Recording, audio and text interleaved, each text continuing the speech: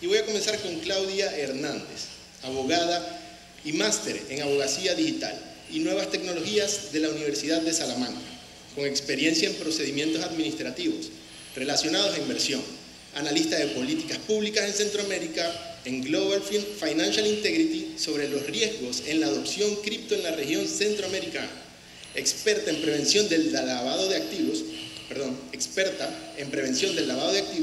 y financiamiento del terrorismo en el tema de activos virtuales, especialista en ciberseguridad y evidencia digital, con experiencia en la creación de regulaciones que fomenten la innovación y la inversión. Luego tenemos a Alejandro Muñoz, quien es el CEO y fundador de Accelerate. Es abogado y notario de El Salvador, con maestría en Derecho de Empresas por la UCA, El Salvador, y con posgrado en Derecho de Nuevas Tecnologías por ICA de Argentina. Fue responsable y jefe del Departamento Regulatorio y Nuevas Tecnologías de Torres Legal El Salvador por 6 años, desde mayo del 2023. También dirige su propia firma especializada en Bitcoin y Derecho de Nuevas Tecnologías, llamada Accelerate. Además, es apoderado legal del LabitConf en El Salvador, miembro, fundador y representante de ASO Blockchain Colombia en El Salvador y miembro de ASO Bitcoin El Salvador. Y tenemos también a Leiner Vargas, que es CEO de CryptoCR, doctor en economía, consultor económico, catedrático del Centro Internacional en Política Económica de la Universidad Nacional. Ha trabajado como consultor para CEPAL, PNUD, GIZ, BID, OSD, Comunidad Económica Europea y el ICAP, entre otros organismos regionales e internacionales. Es especialista en temas de regulación económica, innovación y medio ambiente, con particular énfasis en gestión e infraestructura pública. Es además empresario del mundo digital, fundador y CEO de la empresa CryptoCR y productor del programa de radio Criptoeconomía y Negocios Digitales. Todos los martes a las 3 p.m. podemos escucharlo también. Tenemos también la compañía nuevamente de José Miguel Zamora, miembro de la Junta Directiva de ASO Blockchain, como moderador el día de hoy. Está súper interesante, así que por favor recibámoslo con un muy fuerte aplauso. Bueno, muchachos. Gracias Alberto, pura vida. Bueno, muchísimas gracias a los 3 panelistas que nos acompañan hoy, 2 de ellos que viajaron desde El Salvador acá. Entonces, muy emocionante, muy interesante lo que vamos a conversar. Empecemos con un tema que es, yo creo, el que más se discute y se vuelve a discutir en torno al tema de los criptoactivos, ¿verdad? En general, está toda esta discusión, y yo creo que Alejandro y Claudia nos van a comentar más al respecto con el caso de El Salvador, de que los activos digitales se usan para intercambiar valor y se han usado en una función muy similar al dinero, ¿verdad? En ese sentido, primero, para empezar, en una respuesta rápida, ¿qué es para ustedes el dinero? Leiner.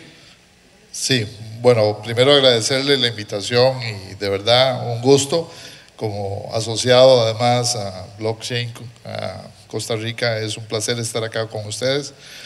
Hay que entender que el dinero es esencialmente un acuerdo social que una comunidad de alguna manera tiene y que está basado esencialmente en contratos que en el caso del dinero fiat o el dinero tradicional que usamos nosotros están sostenidos sobre la base de una estructura piramidal que se fundamenta en un banco central y en un conjunto de instituciones legales que de alguna manera permiten resolver cualquier conflicto de interés entre las partes. El dinero digital, particularmente el Bitcoin, puede tener esa característica cuando la comunidad que acepta Bitcoin logra de alguna manera llegar a lo que llamamos un punto crítico. Y aquí voy a hacer un colorario. No sé si han visto esta persona que pasó por Costa Rica gastando sus Bitcoins, solo gastando sus Bitcoins. Y lo hizo durante varias semanas.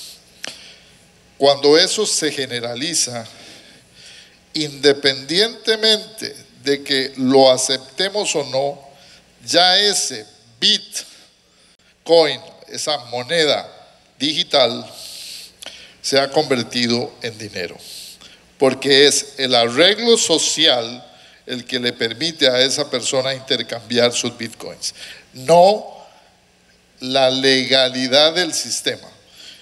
Al igual que el dinero fiat, se pierde su valor cuando se pierde la confianza en él. Yo vengo llegando de Argentina, de la conferencia de Bitcoin Argentina, y precisamente es al revés. Es el dinero fiat el que está perdiendo la confianza de los argentinos y no el dinero digital. Entonces, claro, seguramente los compañeros de El Salvador nos pueden contar mucho más porque han avanzado mucho más en esto, pero cuando una comunidad logra generar la confianza para intercambiar, cualquier cosa puede llegar a ser dinero, y más en el mundo digital, el Bitcoin, puedo decirles con toda confianza, hoy es dinero. Interesante la posición. Claudia. Bueno, primero que nada, muchas gracias por la invitación de estar en este panel. Y respondiendo ahora a la pregunta que tú hacías, creo que tenemos que pensar, y quiero darle este enfoque regulatorio cuando pensamos, depende.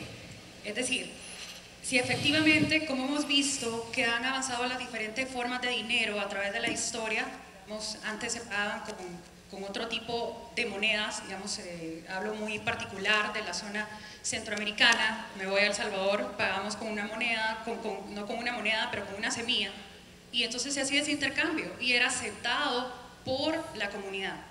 Entonces ahora estamos ante una evolución del concepto de dinero y llega a un punto en donde encuentra el dinero meets technology. Entonces ahora estamos viendo el origen del dinero, pero no es del dinero tradicional que hemos conocido, tangible, que podemos intercambiar, que está representado en una moneda, en un billete, sino que ahora lo vemos el dinero, pero desde un punto de vista digital. Y con esto no quiero como mezclar los conceptos, porque no estoy hablando de ese mismo dinero fiat que vamos a digitalizarlo, porque entonces estamos hablando de otro tipo de dinero, estamos hablando del e-money, pero estamos hablando de un activo completamente diferente que no necesariamente va a estar respaldado por una moneda nacional de alguna de las monedas de curso legal, sino que incluso está respaldado totalmente por una tecnología. Entonces creo que me gustaría quedarme ahí para responder. Buenísimo, buenísimo. Alejandro. Hola Costa Rica, ¿qué tal todos de Aso Blockchain Costa Rica? Pues un placer estar acá compartiendo la experiencia de El Salvador, y pues no vine vestido de abogado, sino que como miembro de la comunidad Bitcoin y un entusiasta en temas blockchain.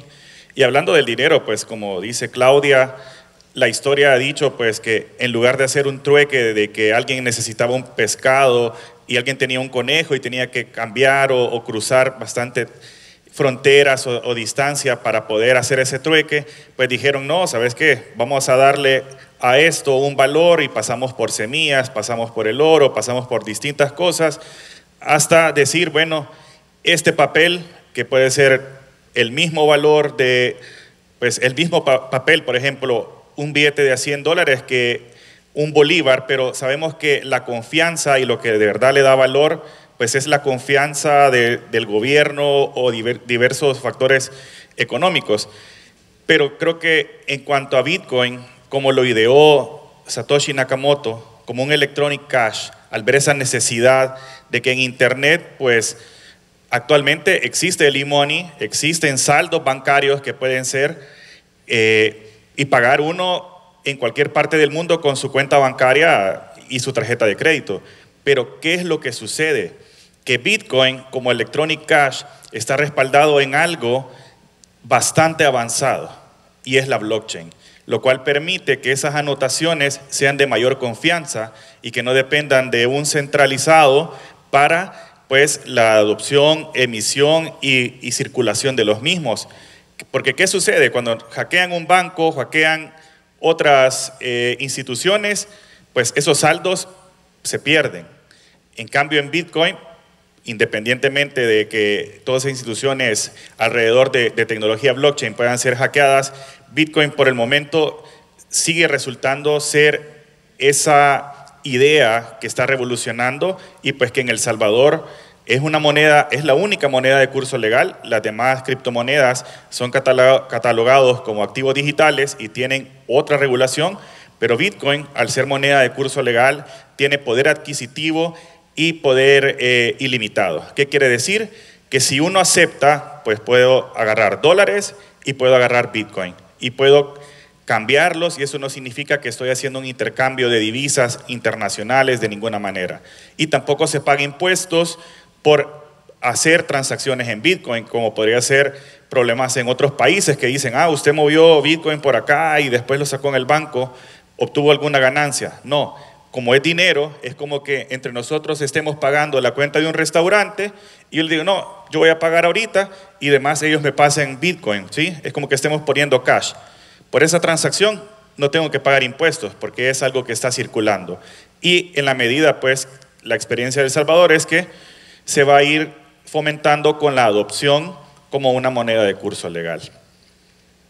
Interesante. Bueno, entonces tenemos dos elementos en común de todas las respuestas de ustedes. El contrato social o el convenio, digamos, social de la aceptación de que esto tiene valor y que esto entonces representa algo transable, ¿verdad? Y el segundo es la confianza, como mencionaba Leiner, de que si ya no hay confianza, por ejemplo, en el caso de Argentina en el peso o en el caso de Venezuela en el bolívar, pues se vuelve un papelito nada más. Ahora, pasando a el tema de que si el Bitcoin es dinero, ¿verdad? Y en el caso de El Salvador, en efecto lo es, debemos, y aquí tal vez hablemos un poquito más de la región, no solo en el caso de El Salvador, pero debemos entonces regularlo igual a como se regula la moneda hoy por hoy. Si quiere, empecemos ahora más bien con Claudia. Sí, bueno, a nivel, digamos, regional, en cuanto a, podemos ver las regulaciones de activos virtuales como regulaciones específicas, es decir, se crea una regulación específica que viene a regular, a tomar definiciones, a hablar sobre qué son los proveedores de servicios de activos virtuales y debe, digamos, en todo caso, tener algunos aspectos de estándares y aquí pues hablo un poco también de toda esa parte de la cooperación internacional, de los estándares de prevención, de antilavado de activos y toda esta parte que, digamos, esta regulación específica debería de contar con registros, supervisores, reguladores, etcétera. Pero por otro lado podemos tener otro tipo de regulación y ya quiero entrar en materia como cuáles son los países en este momento que tienen esto, que específicamente regulan, no tienen una ley sobre proveedores de servicios de activos virtuales o activos virtuales, sino que regulan, por ejemplo, la parte de impuestos o regulan algún tipo de delito dentro de la legislación penal, lo pueden incorporar o cualquier otra área, digamos, en donde se haga esta parte y se ocupe activos virtuales. Pero luego tenemos otra parte de regulación en la que definitivamente no se regula y se emiten comunicados constantemente de alguna de las instituciones que podrían estar dentro de ese ecosistema, ya sea el ente supervisor, financiero o un banco central, etcétera. Pero por otro lado tenemos prohibición completa. Entonces, digamos que existe diversidad en cuanto a la regulación. Una prohibición total la tiene Bolivia, pero digamos, un desarrollo de específicamente regulaciones la puede tener Nicaragua, Cuba, y lo menciono así porque dentro del esquema del mapa regional esto está, digamos, de esta manera. Pero, digamos, vamos un poco más a Sudamérica, hay otros países que tienen cierta regulación como Argentina, Bolivia, Colombia está dentro de los, digamos, se menciona alguna parte de antilavado, pero tenemos estos otros países como Panamá, actualmente Colombia, que tienen su ley dentro del Congreso, que está todavía en consultas públicas y que pues realmente están, digamos, en este proceso de regular con una legislación específica. Entonces, y finalmente tenemos este grupo de países en el que únicamente se han dado comunicados, hay una adopción de activos virtuales porque no esté regulado no significa que no se estén utilizando, que no se utilicen, es decir, que no se hayan adoptado incluso. Un ejemplo de eso puede ser Guatemala y Honduras, aunque Honduras yo haría una reserva, porque digamos en las zonas económicas de desarrollo y de empleabilidad se utiliza, digamos, Bitcoin. Pero, digamos, algunos países que únicamente han emitido comunicados podría representarse como a través de Guatemala. Perfecto. Alejandro. Bueno, los legisladores siempre van atrás de las realidades sociales y económicas de sus ciudadanos. Es decir, un delincuente siempre va adelante de los delitos, o también algunas normas sociales o conductas sociales después, posteriormente, se pueden hacer ley en la legislación. Y lo mismo pasa con Bitcoin. En muchos países hay mucha presencia de Bitcoin, hay circulación de criptomonedas, pero los legisladores tienen dos caminos: promover y proteger al consumidor, o castigar a quien lo use. Y creo que algunos países de Latinoamérica, como lo ha expuesto mi compañera, es prácticamente castigar a quien use criptomonedas o Bitcoin. La legislación de El Salvador lo que dijo es: voy a hacer Bitcoin una moneda de curso legal, pero también voy a tener un énfasis en la protección del mercado y del consumidor. ¿Por qué? Porque no solo en el tema de prevención de lavado de dinero, que necesariamente es aplicable, porque tanto como en el cash, en transferencias bancarias y en Bitcoin y en cualquier otra criptomoneda, hay lavado de dinero, no solo en Bitcoin, como algunos quieren ver. Pero también vieron que hay una realidad en este mercado en el que muchos consumidores dan dinero, dan sus valores a ciertas instituciones, a ciertas empresas, que al final pueden ser un fraude, pueden ser una estafa, o que por su tremendo tamaño en valor o el servicio que brindan, pueden llegar a afectar la economía o el mercado de un país o de un sector económico. Entonces, se hizo una legislación enfocada en protección al consumidor y al mercado. Y es así que se ha creado, por ejemplo, una comisión de activos digitales, con la cual las empresas que cumplan los requisitos pueden llegar a solicitar licencias de custodio, de exchange, de pasarela de pago, de wallet, de protección de inversiones en criptomonedas, tokenización de activos. Todo eso está legislado. ¿Por qué? Porque en los países que no está legislado eso, las empresas que hacen fraude se llevan el dinero de los consumidores y por ejemplo, en Colombia, en un caso que estuvimos representando colectivo, la fiscalía le dijo: aquí lo único que protegemos es el dinero que circula nacionalmente. Vaya a buscar la fiscalía del Bitcoin.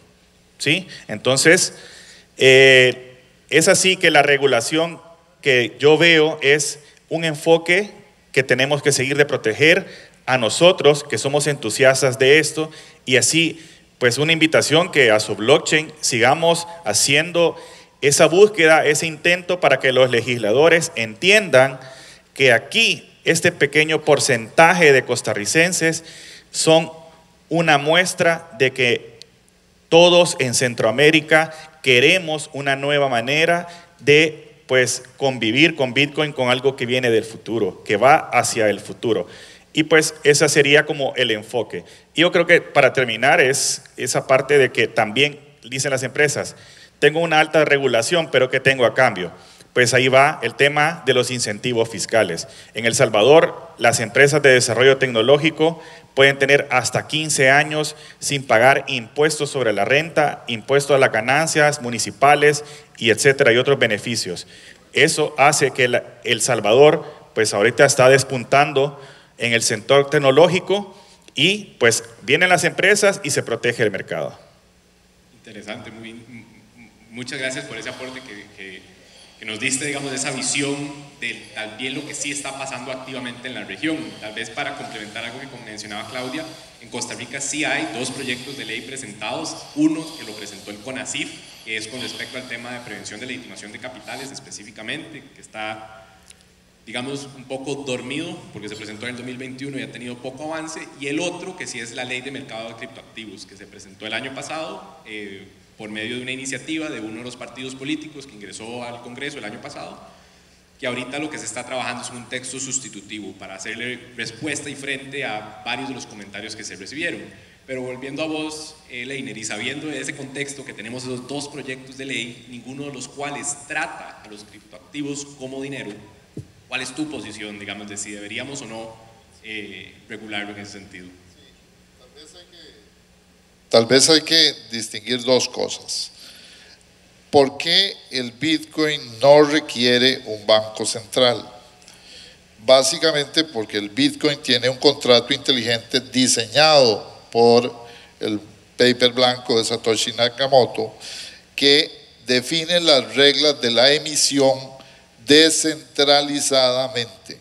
Y eso significa que no está en posesión de la autoridad monetaria definir cuánto se emite de Bitcoin, ni por supuesto las reglas de trazabilidad y transacción que un banco central tiene sobre su dinero, ¿ok?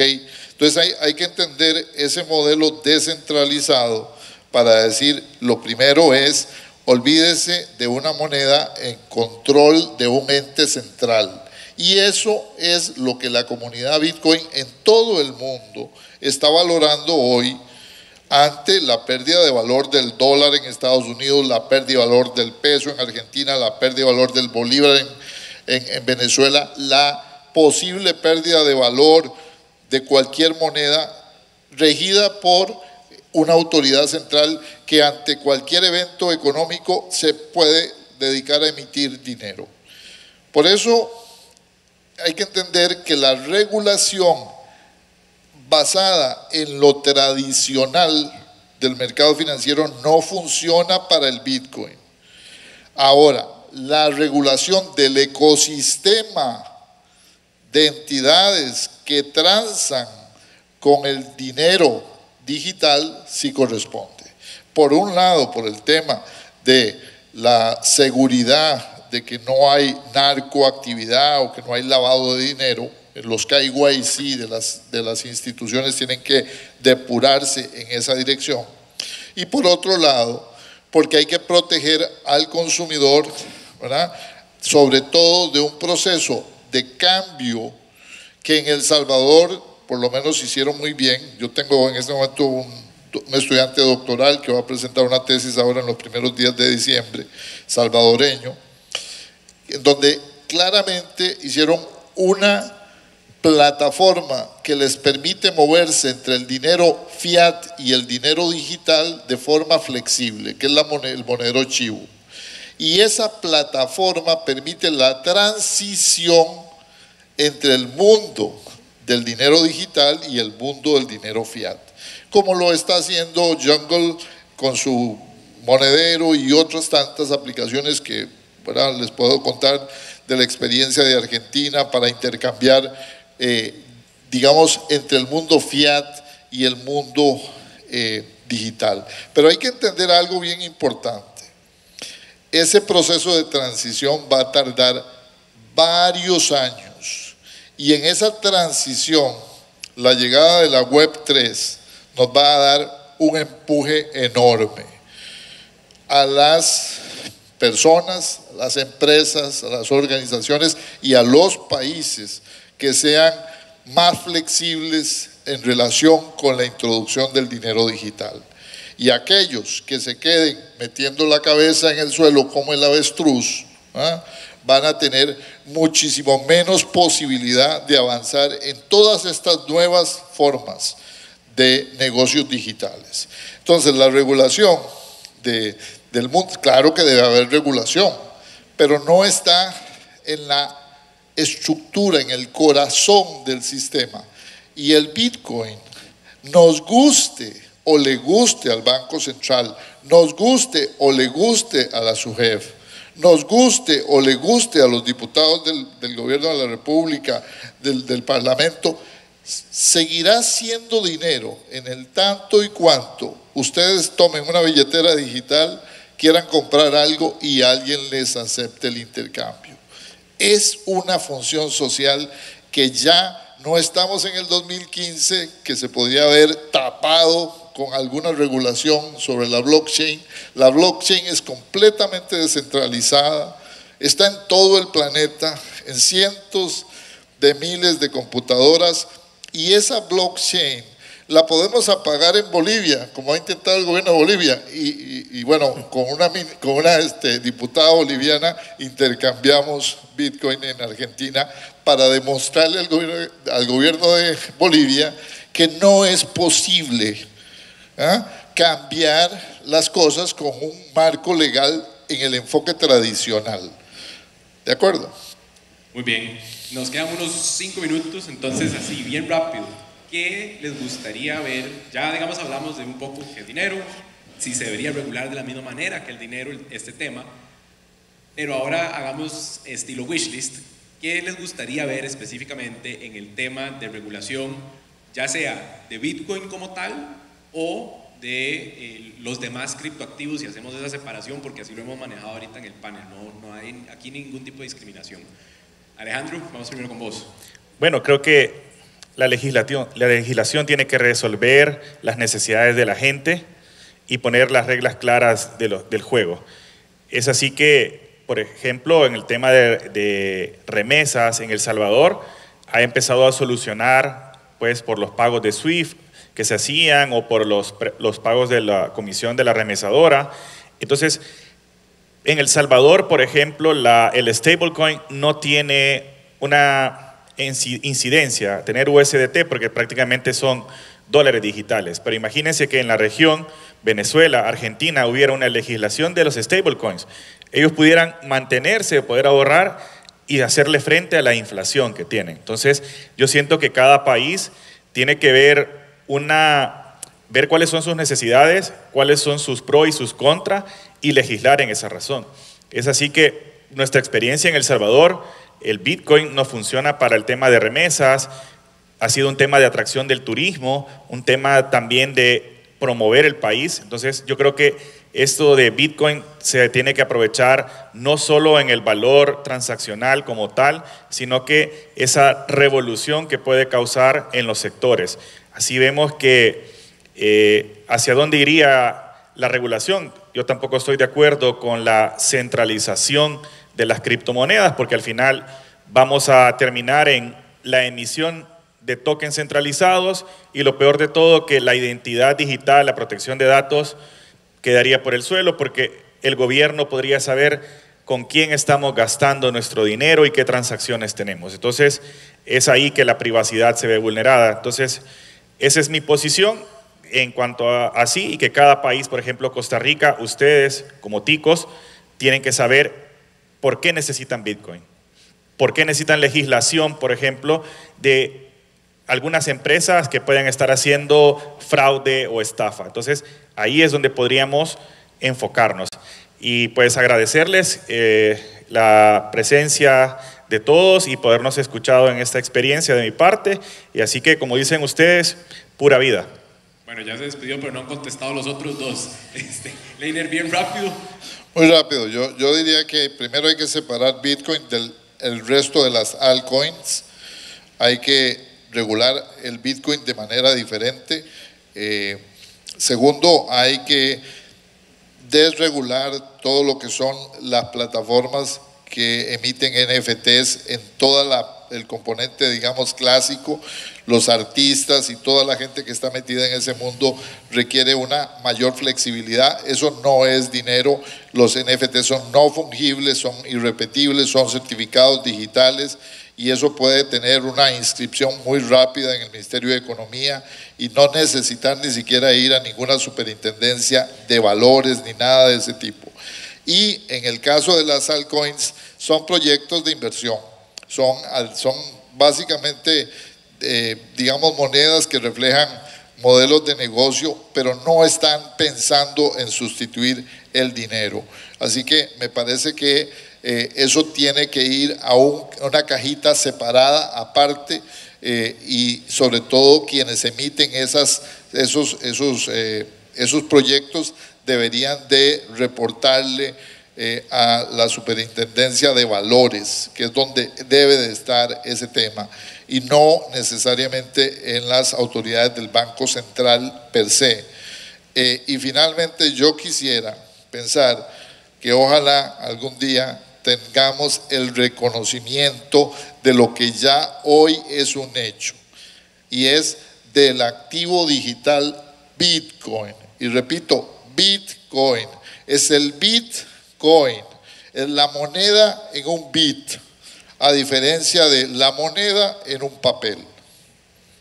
Bueno, muy interesante. Claudia, para que cerremos. Sí, finalmente yo creo que la regulación es importante, pero no podemos ver la regulación de manera aislada. Es un ecosistema que forma parte la regulación, y dentro del ecosistema están proveedores de servicios de activos virtuales que son los dueños de la infraestructura, está la seguridad de la información, que es sumamente importante.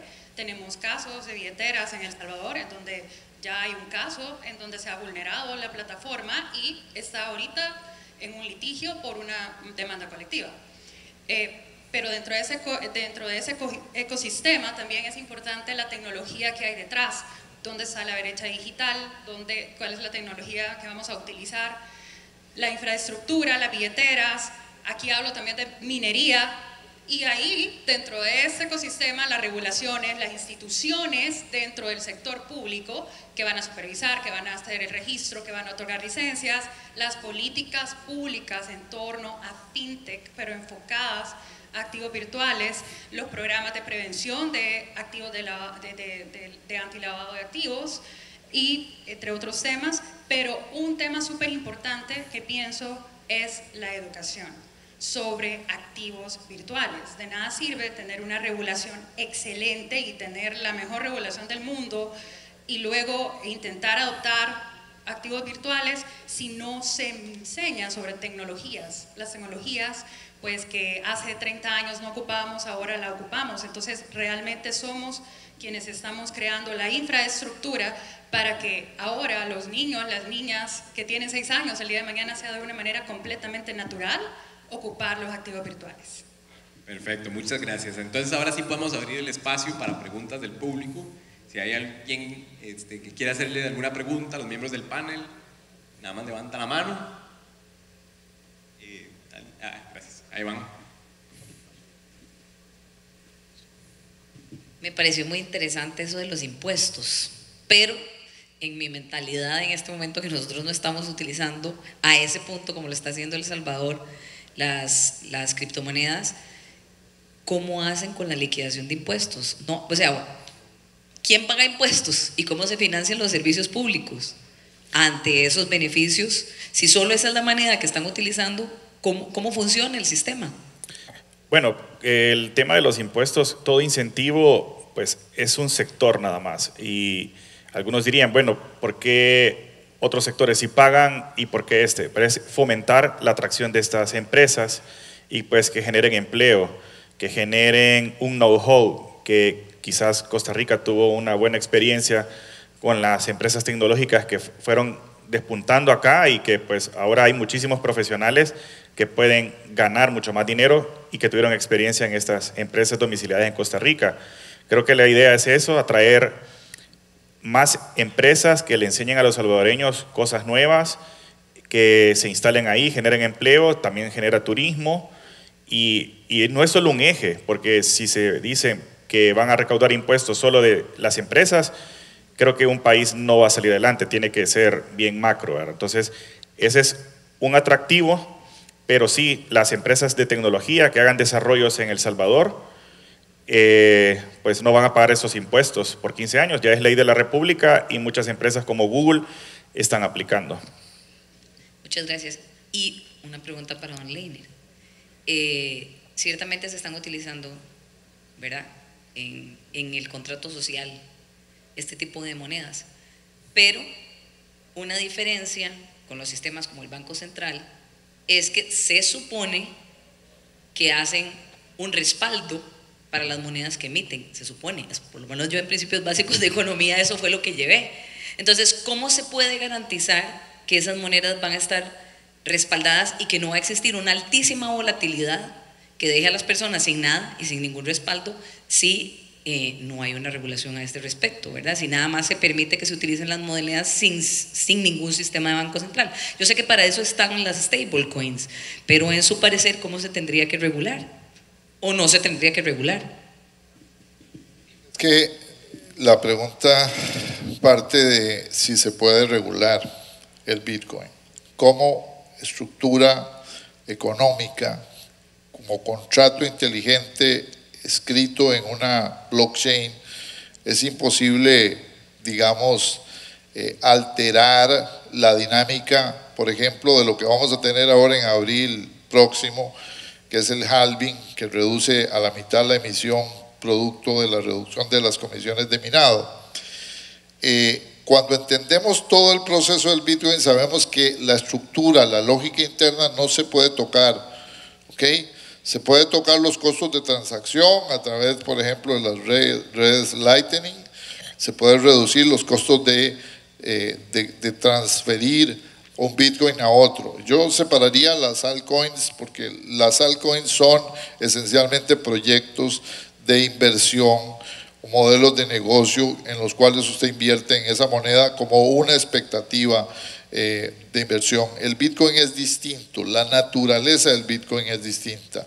Entonces, en el momento en el que haya muchísimo más comunidad de Bitcoiners, de propietarios de Bitcoins, y yo lo manifiesto aquí, 1 de cada 3 turistas que ingresa al país ingresa con una billetera digital, ¿ok? Eso significa en el caso de Costa Rica 1 millón de turistas deseosos de intercambiar, ¿verdad? Sus satoshis por actividades, por servicios, por más. Por eso es que las costas, Guanacaste y en el Pacífico Sur, se están volviendo hotspots de Bitcoin. Por eso Bitcoin Jungle y otras iniciativas que hay allá en Santa Teresa y demás. Nada más hay que irse a dar una vuelta y nos damos cuenta lo que realmente sucede. Ahora, cuidado, lo que estamos intercambiando son satoshis que nosotros igualamos a dólar, pero en las comunidades de intercambio peer-to-peer, lo que se está intercambiando son satoshis por el valor expresado del bien que están o el servicio que están vendiendo, prestando. Entonces, la inestabilidad del valor del Bitcoin está asociada más a la estructura de mercado y al juego de los grandes jugadores, sobre todo los exchanges y los jugadores ballenas y delfines que hay en el mundo cripto. Pero eso también sucede con el dólar y sucede con el yen y sucede con, ¿verdad? Todos los que hemos hecho intercambio, trading de monedas, sabemos que sucede con todas las monedas. Entonces, conforme vamos generando más y más comunidad, el Bitcoin va a ser más estable en el tiempo.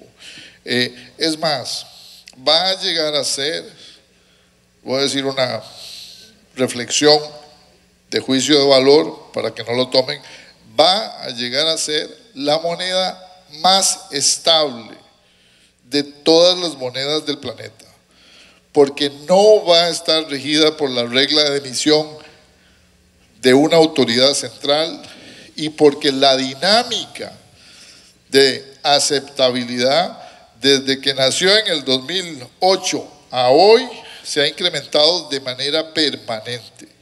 El valor puede fluctuar, pero la aceptabilidad hoy es universal. Y díganme ustedes, ¿cuál papel moneda fiat cumple ese papel hoy? Ya ni siquiera el dólar, por los conflictos geopolíticos. Entonces, lo que va a suceder en los próximos 10 años es que esta moneda se va a convertir en el mecanismo de interacción de las otras monedas. Por eso yo creo fielmente que se va a solucionar la inestabilidad básicamente a través de la incorporación de más usuarios de Bitcoin. O básicamente lo que vamos a terminar intercambiando son satoshis, ¿verdad? Pedacitos de Bitcoin. Y bueno, ahí está. Otras preguntas, antes le pasas el micrófono. Gracias. Me encanta escuchar de la experiencia salvadoreña. Cuando dieron el paso, el gobierno que presenta el proyecto, lo celebré porque sabía que iba a ser el laboratorio regional donde podíamos ver casos muy interesantes. Quisiera que Claudia nos compartiera ese caso que comentó a lo último respecto a la vulneración de esa wallet y cómo está funcionando. ¿Son wallets certificadas que tienen que pasar por la revisión y aprobación de una autoridad certificadora local? ¿Cómo se maneja esas transacciones? Okay. Primero, cuando hablamos de un proveedor de servicios de activos virtuales, puede ser una persona física o una persona jurídica. Entonces tiene que pasar por todos los trámites para poder legalizarse como tal, como una sociedad. Posterior, digamos que en caso que es una persona jurídica. Pero luego tiene que ir ante la autoridad, en este caso cuando hablas de proveedor de servicio Bitcoin, ante el BCR, hacer todos los trámites para poder primero registrarte dentro del registro público del BCR como proveedor de servicios de activo Bitcoin, o si sos cualquier otra altcoin, ¿verdad? Te vas a la Comisión Nacional de Activos Digitales. Entonces, son dos trámites diferentes, proveedores de servicios de activo Bitcoin y proveedores de servicios de activos digitales. Entonces, digamos que pasan por un primer proceso, pasan por un segundo proceso. Luego, el ente supervisor, la Superintendencia del Sistema Financiero, es quien supervisa a los proveedores de servicios de activos, de Bitcoin. ¿Por qué? Porque Bitcoin es de curso legal. En cambio, los de activos virtuales son supervisados por la misma Comisión Nacional de Activos Virtuales. En materia de regulación, Bitcoin es regulada por el BCR y ahí están todas las normas técnicas de seguridad de la información, contables, etcétera, pero toda la parte de regulación de los otros activos virtuales o altcoins, pues está por parte siempre de la comisión. Ahora, ¿qué pasa con todo este punto del caso que mencionaba? No hay solo un caso, pero digamos este caso en particular, y lo voy a mencionar rapidísimo, este caso en particular era un caso por lavado de dinero. Entonces, un usuario en un momento, ¿verdad?, que se investigó sobre la vulneración a la billetera, este usuario trasladó $80,000 equivalentes, es decir, tenía $80,000 de su billetera y lo sacó a través del sistema tradicional. Entonces, esta persona, pues ya en el juicio, llegó a un acuerdo con Fiscalía y entonces esta persona al final, pues los cargos que se presentaron fue por lavado de activos. Entonces, aquí hay como varias reflexiones. ¿A dónde queda la parte de la seguridad de la información? ¿A dónde queda la responsabilidad? No solamente del usuario, sino que qué responsabilidad tiene el proveedor de servicios de activos virtuales, qué responsabilidad tiene el supervisor, qué responsabilidad tiene el registro y también qué responsabilidad hay en otorgar estas licencias. Entonces son varias preguntas que están ahí, ¿verdad? Y que efectivamente se pueden tomar, digamos, estas buenas prácticas o lecciones aprendidas en la región. Excelente, muchas gracias. Bueno, muchísimas gracias. Ahora sí se nos acabó el tiempo. Le agradezco muchísimo a Alejandro, a Claudia y a Leiner por su participación y a todos ustedes por su atención.